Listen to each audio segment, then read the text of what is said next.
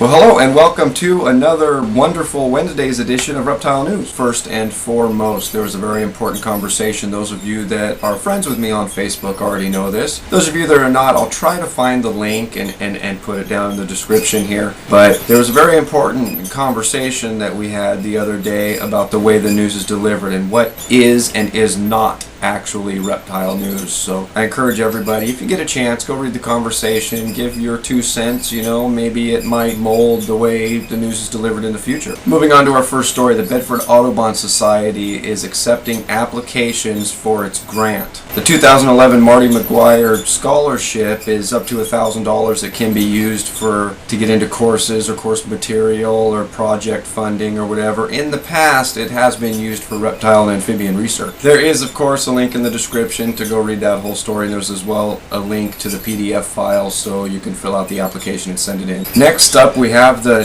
Chatur Zoo in India, I believe it is.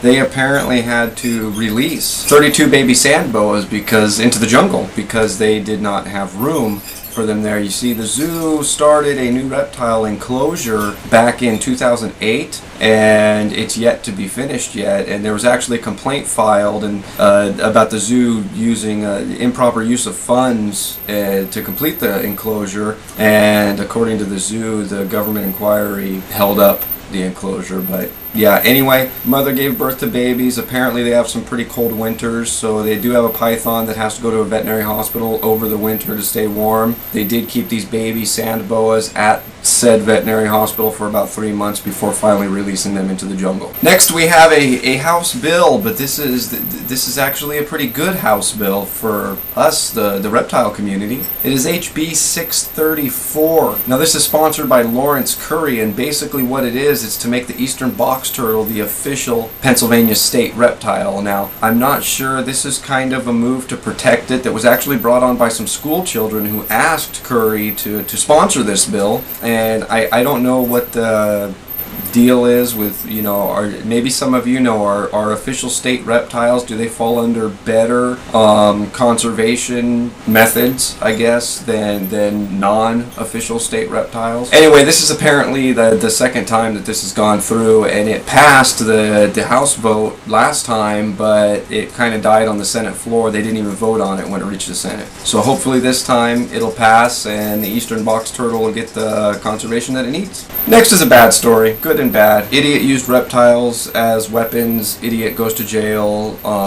Victims perfectly fine. This is exactly what we were talking about on Facebook. This is the story I used for an example, so it's why it's important that you guys go check it out. Anyway, a Swedish woman and child were apparently held captive by a man threatening to release venomous snakes on them if they tried to leave. Apparently police were able to sneak in and rescue the woman and child, and after which time the man surrendered without incident, and an expert was called in to remove the snakes. Apparently there were 6 green Asian pit vipers and 2 puff adders that they removed. They also found a couple lizards that they didn't necessarily elaborate on what species they were. But anyway, like I said, this is the story we were talking about, and if anything's important, I mean, okay, you know what? Let's just go through the conversation right now. To me, I don't know if this is necessarily reptile news. Reptiles were used in a crime and it made the news. Maybe.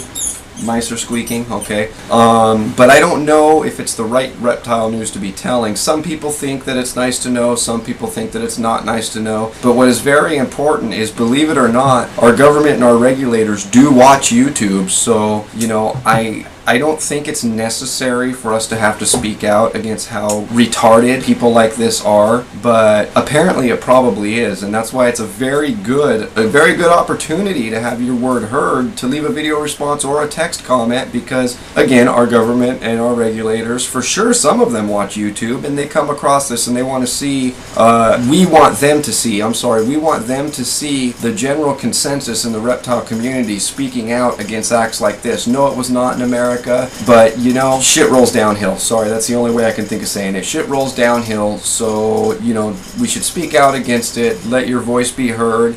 You people in Sweden, you should be speaking out against it. You can send your letters. The link's in the description, and in that article is the contact information for the Stockholm government offices, so you can call them, write letters or whatever, and tell them how stupid you think this man was. Now, his name, unfortunately, was not released, so we can't call him by name, but I'm sure if you mention retard holding the people captive with venomous snakes, then they'll probably know who you're talking about, because I don't think that happens too often. Anyway, yes, take part, participate, everything is good, everybody's happy, and of course that has been all your news for this Wednesday. If you'd like to read any more of these stories, those links are right down below here in the description, and as always, if you're still watching, my name is Jason White. Now you know what's going on in the reptile world. Be good to each other.